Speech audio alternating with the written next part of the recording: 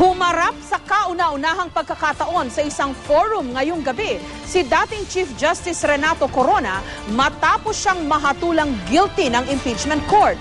Tanggap na raw niya ang naging tadhana niya, pero kahit wala na siya sa pwesto, tuloy raw si Corona sa pagsusulong ng mga pagbabago sa gobyerno.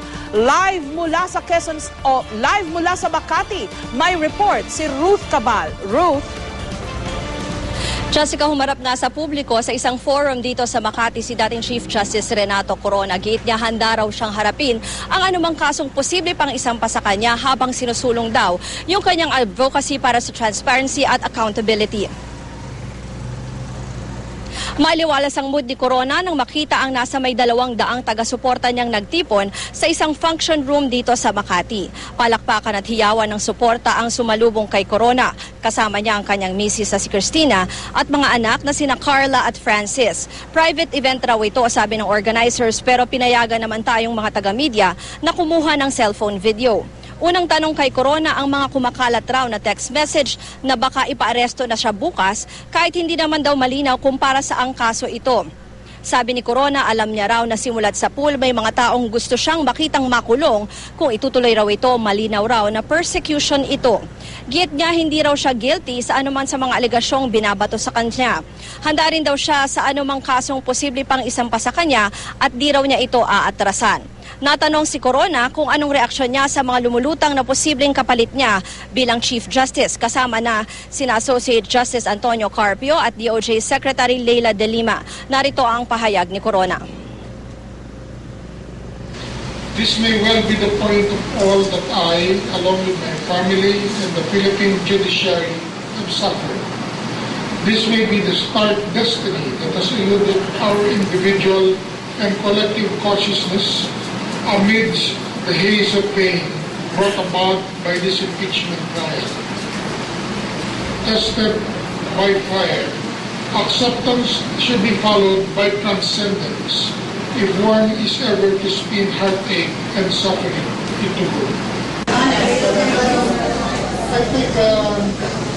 Nandito rin sa forum sina Associate Justice Roberto Abad at ang mga abogado sa defense team ni Corona. Sabi ni Attorney Judd Roy, dahil tila di raw malinaw sa nakasulat na verdict ng impeachment court ang parusang perpetual disqualification from public office, baka raw pwedeng pag-isipan ni Corona ang pagtakbo bilang kongresista sa kanyang home province sa Batangas.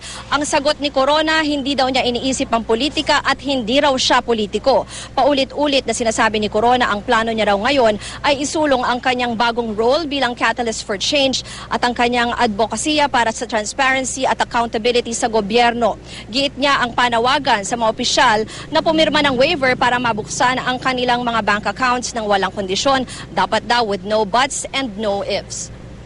Jessica, sa mga oras na ito ay nagpapatuloy yung question and answer dyan nga kay Corona, pero nakascheduled rin ang isang misa para sa kanya, Jessica. Okay, Ruth, dapat siguro nating liwanagin na limitado yung pinayagang pagkuha dyan sa forum na yan at sa pamagitan lang ng cellphone, kasi napansin namin walang masyadong walang reverse shot o walang kuha ng mga nag-attend ng forum na yan.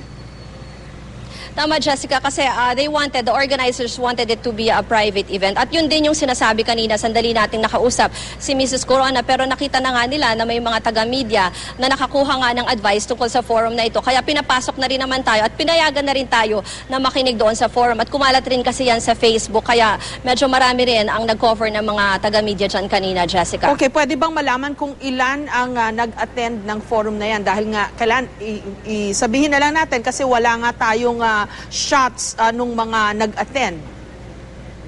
Jessica, we were trying to estimate kanina, mukhang nasa more or less 200 yung mga tao. Kasi nung una, medyo hindi puno yung function room, pero later on may mga dumating dyan na iba pang taga-suporta. At nakita natin, most of them are members of the defense team at saka yung ibang staff from yung attorney, yung mga attorney ni Corona ay nandyan din kanina. At sinasabi nila, yung iba daw na mga taga-fraternity daw ni Corona ay nandyan din, Jessica. Okay, nilinaw ba ng Chief Justice o dating Chief Justice kung paano niya gagawin yung pagsusulong ng pagbabago? Actually, yun nga rin yung nasa isip natin kanina, kaya lang hindi tayo nagkaroon ng pagkakataon na matanong yan kasi paulit-ulit niya sinasabi na gusto niya daw i-promote yung kanyang advocacy na yan for transparency and accountability. Ano? Pero isa sa nakapansin lang natin kasi inimbitahan siya sa isa pang forum daw sa June 12 at ang sinabi niya ay nakatakda na daw siya na magsalita. May isa rin daw siyang speaking engagement on June 12 sa probinsya naman daw. So nakikita natin na baka isang paraan nga yung ginawa niya ngayon ay yung paglabas-labas sa mga forum para nga magsalita tungkol dito sa kanyang sinabing advocacy nga, Jessica. Okay, binanggit din ba, Ruth, ni Chief Justice Corona kung ano ang reaction niya dito sa nangyayari ngayong selection process para sa susunod na Chief Justice ng Supreme Court? Kanina, Jessica, nung natanong siya, ang nabanggit nga na names, no, itong kay Associate Justice Carpio at kay Secretary De Lima. At ang biro niya kanina nung tinanong niya siya dyan, no, ang sinabi niya, do you want me to be honest or do you want me to be nice? Yun ang sinabi niya kanina, no? Pero sinabi niya, ang dapat lang daw na mahalaga dyan ay magkaroon ng good moral character. Tas ang pahabol niya ay tsaka ko na lang sasagutin yan, Jessica. Okay, maraming salamat, Ruth Cabal.